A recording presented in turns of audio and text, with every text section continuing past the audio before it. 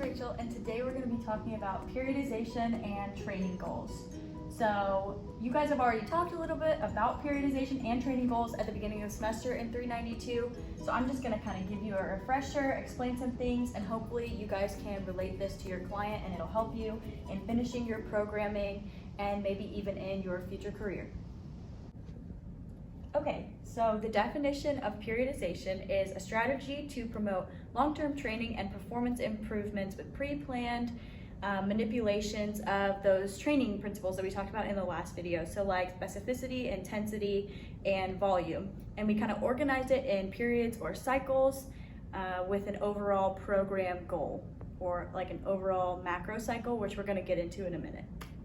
So periodization involves training priorities from non-sport specific activities to sport specific activities. So we start with a higher volume and a lower intensity, and then we progress to a lower volume and a higher intensity. And I say sport specific, but we don't always use periodization only for sports. We can use it for things like powerlifting.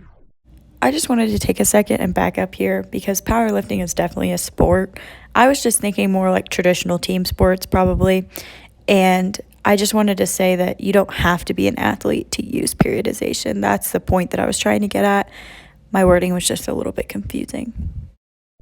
For just regular programming for hypertrophy programs, like people who just want to, tone up and lose weight, we can use it for all kinds of things. So it doesn't just apply to sports, is what I'm trying to get at. And then today we're specifically going to be talking about linear periodization, because there are different types of periodization, but what you guys are using in your programs for 392 is linear periodization.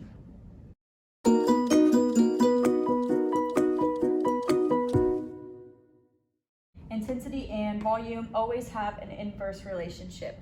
So if intensity is high, volume is low, and if volume is high, intensity is low. You're never gonna see a good program that has high intensity, high volume, or low intensity, low volume. If you think about high intensity, high volume, that's just almost unachievable, you know what I mean? Like if you're nearing your like 1 rep max and you're trying to do it for sets of like 3x10, like 3x15, like endurance sets, which we'll talk about later with training goals, you won't be able to perform that. And then with low intensity, low volume, that's typically just not enough to cause adaptations in the body. Okay, so what I was just talking about in the last video with volume and intensity and the relationship between those two in periodization, or kind of how that relates to periodization, I put on a graph here for you guys just to help visualize it. So I have here the start of training. So just pay attention to the fact that when we start training, volume is high and intensity is low on the graph. And as we progress through training, volume will slowly decrease as intensity increases. So if we were going to put this to a sport to just kind of help you guys conceptualize this, say like this is off season or like pre-season, like this would probably be off season, this gets into preseason, this gets into competition. So in the off season, we're kind of working on building that muscle, we're working on building up those skills, whatever they may be for whatever sport. And then as we get closer to the season, so this is like preseason, right before season starts, we start to go up in intensity and a little bit lower in volume. And then when we get to season, like competition season, we can't keep up with that same pace that we were starting at the beginning of training, like when we were trying to bulk, when we were trying to improve on those skills, when we had a lot more time to practice. So intensity will go up or stay the same, and volume will go down. So here we're really just we're coming up on the beginning of that competition, we're trying to peak, or we're trying to maintain, depending on the sport.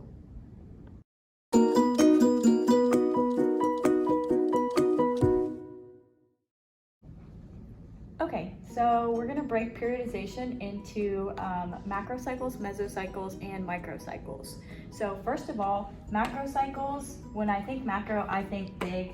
The word, the prefix of macrocycles, macro, actually does mean big.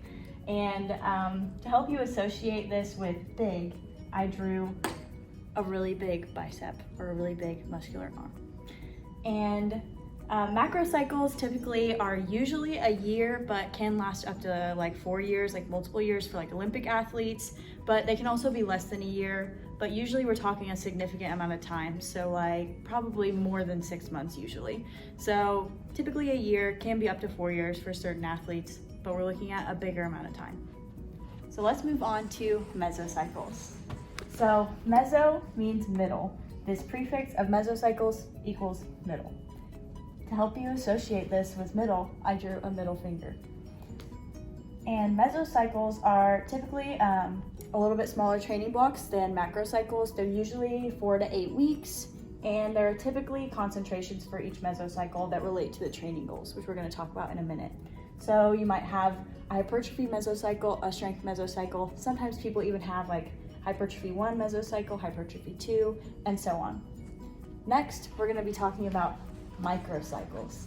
So to help you associate micro with small, or the prefix of the word microcycle, I drew a bacteria, which cannot be seen with the naked eye, and you need a microscope, micro, to see this. So microcycles are typically a training week, so just 1 week out of that mesocycle, 1 week out of that whole macrocycle training program. Sometimes people count microcycles as a couple days or just 1 day, but typically they're about 1 training week.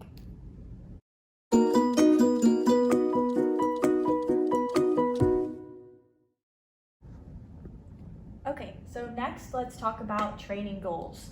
So training goals really, or your client's goal specifically, needs to be what you discuss pretty early on in, like when you meet your client before programming. You need this information to program for your client.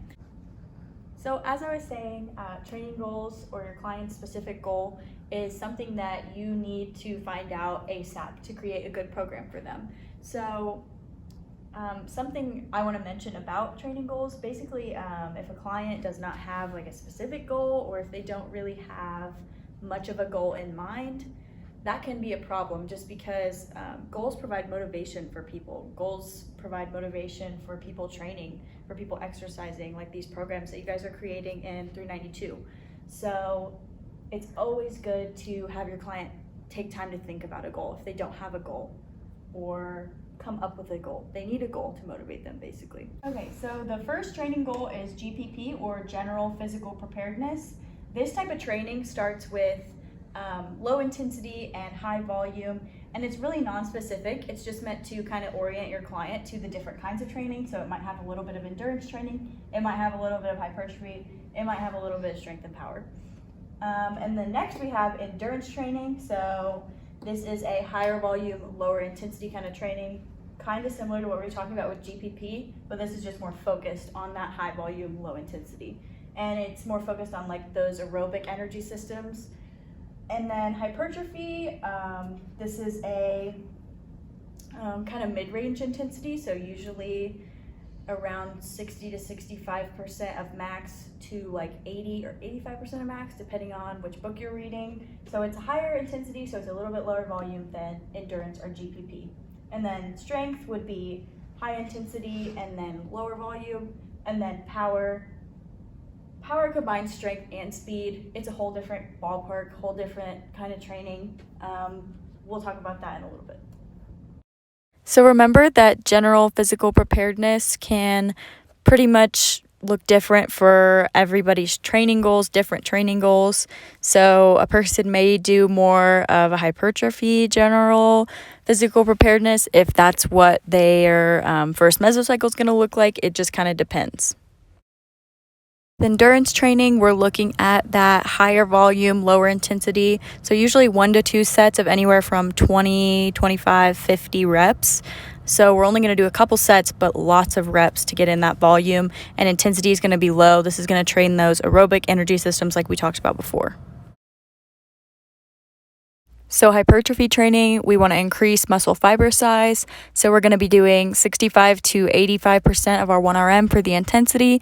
And then the volume is more around 3 to 4 sets of 8 to 12 reps, typically till failure. With strength, our intensity needs to be greater than or equal to 85% of our 1 rep max, and we're doing a lot less volume because intensity is so high. So usually less than or equal to 6 reps and more sets, but we need lots of rest in between. Power training is going to be around 75% of 1 RM, and we're doing less reps, usually 5 or less, just like kind of similar to what we did with strength training, and we need lots of rest in between. This also applies for Olympic lifts as well.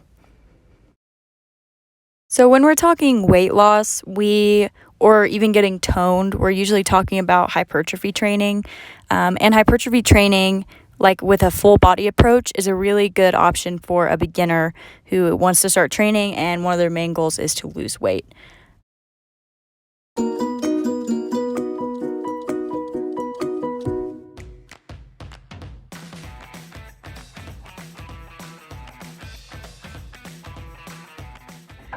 Come in.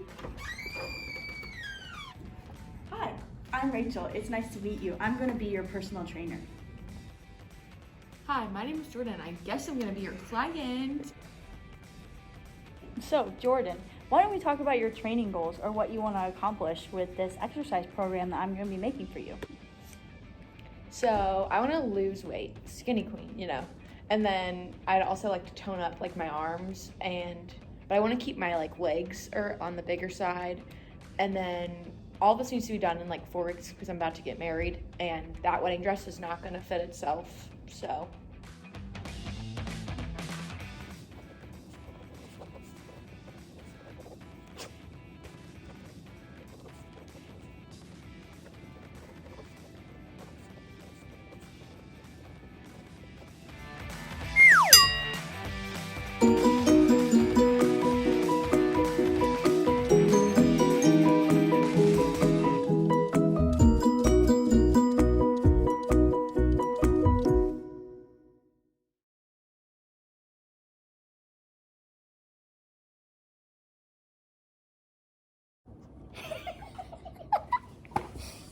And so when we talk about training goals, they pretty much fall into these 5 categories. So GPP stands for genital. Oh my God. So training goals pretty much fall into one of these 5 categories. So the first one is GPP, which stands for General Physical Preparedness.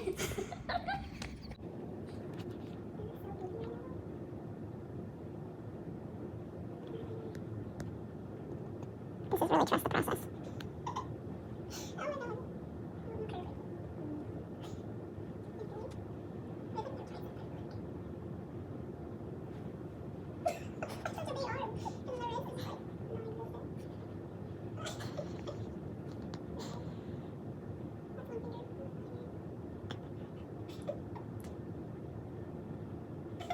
It actually looks pretty good. Skinny queens. Skinny queens. Breathe it. What's the word? If you speak it, what's the word? What am I trying to say? Manifestation? Yeah, manifest. Skinny queen, manifest. Manifest it. Skinny queen. Skinny